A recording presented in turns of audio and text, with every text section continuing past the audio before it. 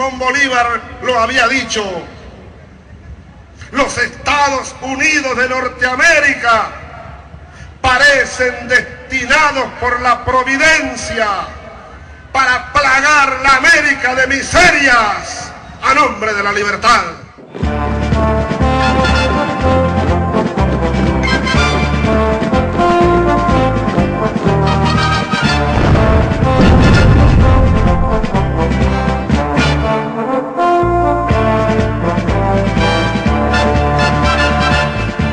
Desde principios del siglo XIX, Estados Unidos se expande territorialmente, adquiere grandes extensiones de tierra e invade y extermina antiguas naciones originarias. A través de la doctrina Monroe, proclamada en 1823, y la doctrina del Destino Manifiesto, colonos protestantes justifican su expansión continental, con la excusa de llevar la libertad y la civilización a los territorios invadidos. Desde el comienzo hubo un intervencionismo sistemático. El caso más a resaltar es el de México, donde le quitaron el 50% de su territorio. California, Texas, Nuevo México, Nevada, Arizona, todo eso es territorio mexicano. En 1835, los colonos protestantes invaden y ocupan Texas. 10 años después, estos colonos respaldados militarmente exigen la independencia del territorio ocupado y su anexión a Estados Unidos.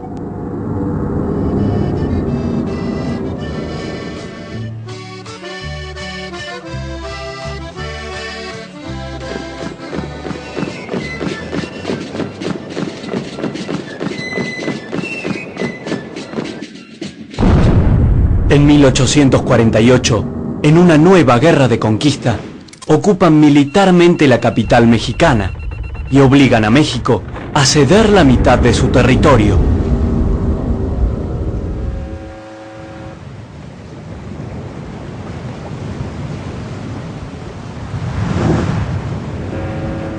La isla de Cuba ha sido y es un punto estratégico en el Caribe.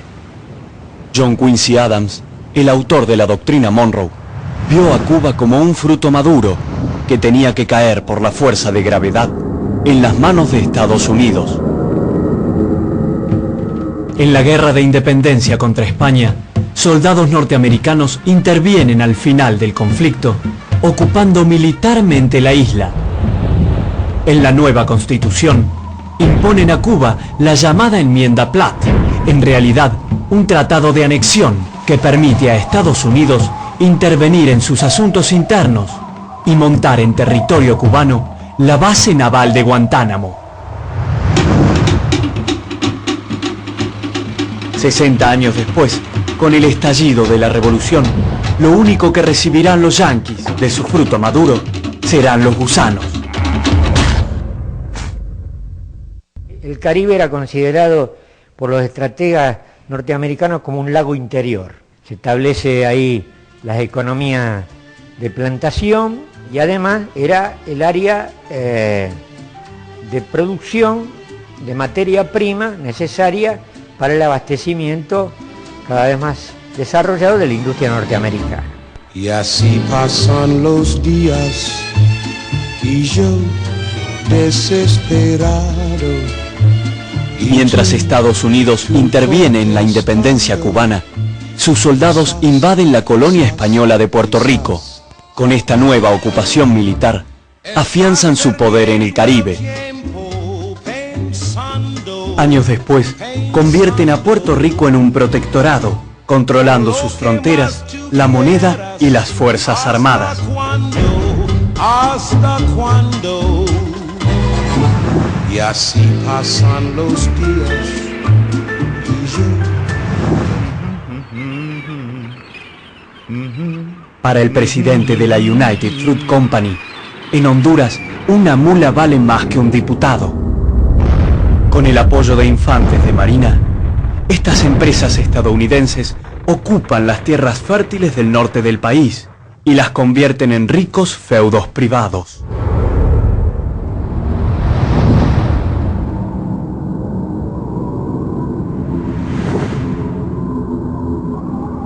Las potencias europeas se niegan a reconocer la República de Haití, que será obligada a pagar una exorbitante indemnización a Francia.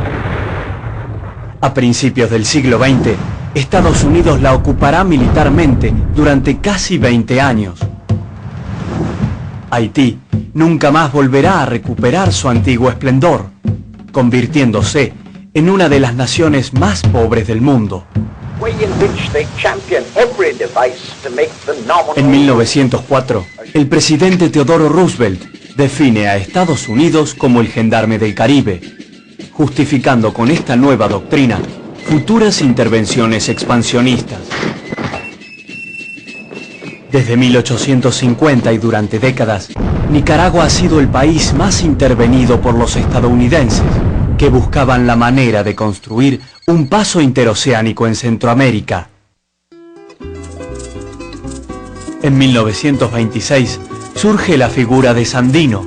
La guerrilla nicaragüense combate la ocupación yanqui y por primera vez los Estados Unidos son derrotados y expulsados de un país. Pero años de ocupación dejan huella. La Guardia Nacional, dirigida por Anastasio Somoza, toma el poder y asesina a Sandino. En 1901, los Estados Unidos promueven la segregación panameña del territorio colombiano. 3 años después, inician allí la construcción de un canal interoceánico. Panamá, partida al medio por un canal de propiedad estadounidense, sufrirá desembarcos e intervenciones militares durante los siguientes 75 años.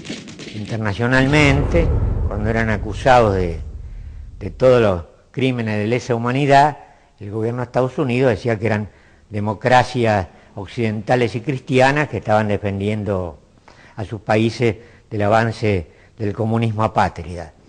Entonces, está aquella famosa frase de Franklin Delano Roosevelt cuando dice: Somoza es un hijo de puta, pero es nuestro hijo de puta.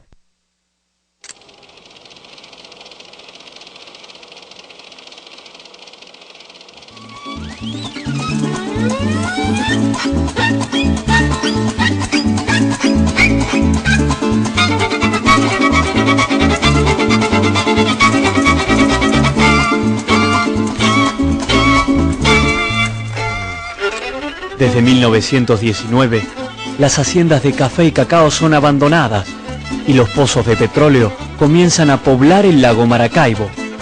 Venezuela deja de ser un país agroexportador y se convierte en una región estratégica para los intereses norteamericanos. Juan Vicente Gómez, quien gobierna durante 27 años, reparte la riqueza petrolera entre la oligarquía venezolana y las empresas extranjeras. Shell, Standard Oil, Gulf y Texaco se convierten en los principales productores de crudo en Venezuela.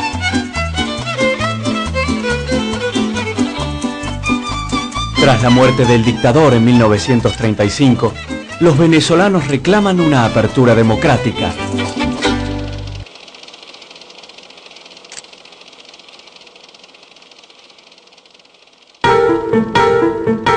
En la Venezuela de los años 40, la lucha por el control del petróleo provoca golpes de Estado, enfrentamientos armados y asesinatos políticos, transformando al país en un caos institucional.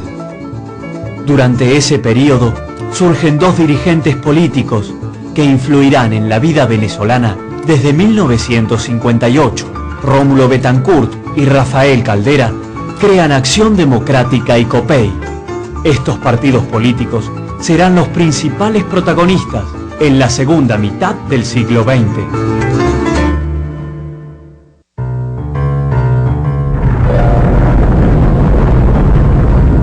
Finalizada la Segunda Guerra, Estados Unidos y la Unión Soviética se reparten el mundo en áreas de influencia. 2 guerras mundiales y la crisis económica del 30 permiten a América Latina industrializarse y desarrollar su mercado interno, dando lugar a nuevos actores sociales que retoman los proyectos de unidad y liberación. Estados Unidos, previendo futuras insurgencias, crea en Panamá un centro donde adoctrinará a los militares latinoamericanos. El lugar que Bolívar había elegido para concretar la unidad continental se convierte en la base de la nefasta Escuela de las Américas. Mientras desde la CIA se planifican golpes de Estado y asesinatos políticos en todo el continente. En 1948 es asesinado en Colombia el candidato a presidente y líder popular Jorge Eliezer Gaitán, desencadenando una guerra civil aún no concluida. En Perú, el APRA impulsa desde 1930 un Frente Único Indoamericano. Este movimiento es proscripto y perseguido, al igual que su líder, Víctor Haya de la Torre. En Brasil, Getúlio Vargas, que había estatizado los recursos energéticos, se enfrenta a poderosos enemigos. Con su gobierno desestabilizado, se suicida en 1954. El mismo año, en Guatemala, es derrocado el gobierno del coronel Arbenz por aplicar la reforma agraria a las tierras de la United Fruit Company. Un año después, en Argentina, un violento golpe de Estado destituye al general Perón, quien había impulsado la industrialización y el protagonismo de los trabajadores, proclamando una tercera posición como alternativa a la hegemonía de Estados Unidos y la Unión Soviética. Con el suicidio de Getúlio Vargas y la caída de Perón, es destruido el ABC, proyecto de unidad continental, iniciado por Argentina, Brasil y Chile. Desde 1952, gobierna dictatorialmente en Venezuela el general Marcos Pérez Jiménez. El descontento popular y el desgaste del régimen lo convierten en un dictador poco confiable para el país del norte, que comienza a preparar su caída en complicidad con los dirigentes de Acción Democrática y COPEI. Rafael Caldera y Rómulo Betancourt traen de Nueva York un proyecto de democracia dependiente. A través del llamado Pacto de Punto Fijo se establece un acuerdo de gobernabilidad destinado a cerrar el paso al avance de corrientes nacionalistas y populares y al llamado peligro comunista.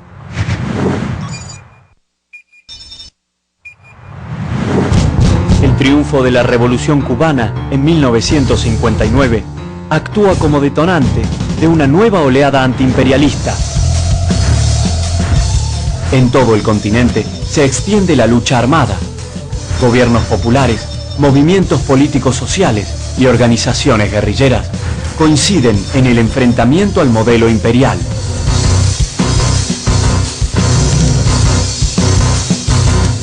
En el marco de la doctrina de seguridad nacional, los militares formados en la Escuela de las Américas convierten a sus ejércitos en fuerzas de ocupación de sus propios países.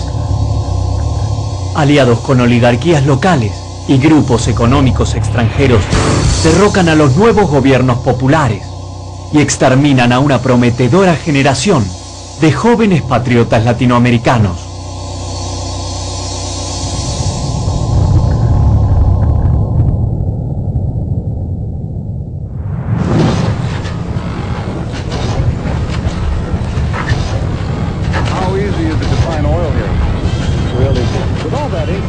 Venezuela stands to gain an extra $2 billion petroleum revenue this year. For the U.S., just a 4-day trip across these waters, it means a convenient and reliable source of oil. El fin de la dictadura de Pérez Jiménez en enero de 1958 marcó el regreso a Venezuela de sus grandes líderes democráticos. Rafael Caldera, con Rómulo Gallegos y Jovito Villalba, echa las bases del entendimiento político que habrá de garantizar en el proceso electoral el renacimiento de la democracia en nuestro país. Las élites de Acción Democrática, de COPEI y de la URD concretaron sus intenciones y sus voluntades políticas en algo que se llamó el Pacto de Punto Fijo. Bueno, el Pacto de Punto Fijo fue una clara traición a la voluntad popular que hubo en aquel tiempo cuando la dictadura de Pérez Jiménez cayó.